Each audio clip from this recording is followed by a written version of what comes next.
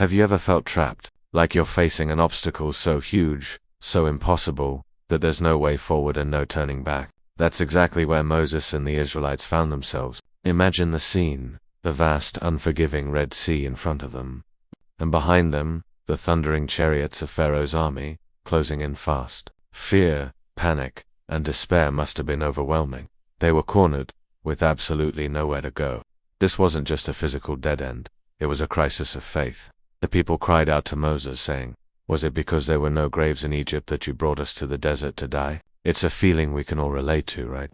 That moment when the pressure is so intense, we start to question everything.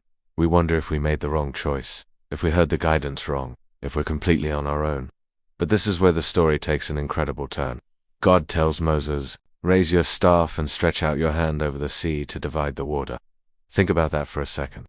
In the face of an entire army, an impassable sea, the instruction was to lift a simple wooden staff.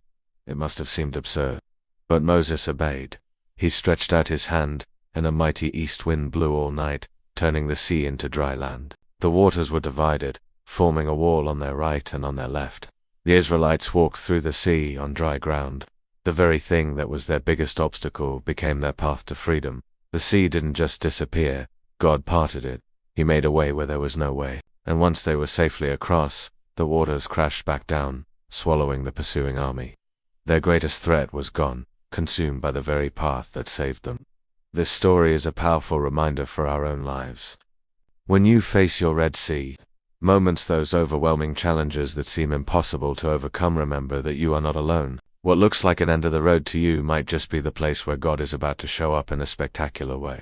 Your obstacle might be the very stage for your miracle. So hold on, keep your faith, and watch as the waters part. The path to your deliverance might be waiting right in the middle of your biggest problem. Thanks for watching. If this story encouraged you, hit that like button and subscribe for more content that inspires. See you next time.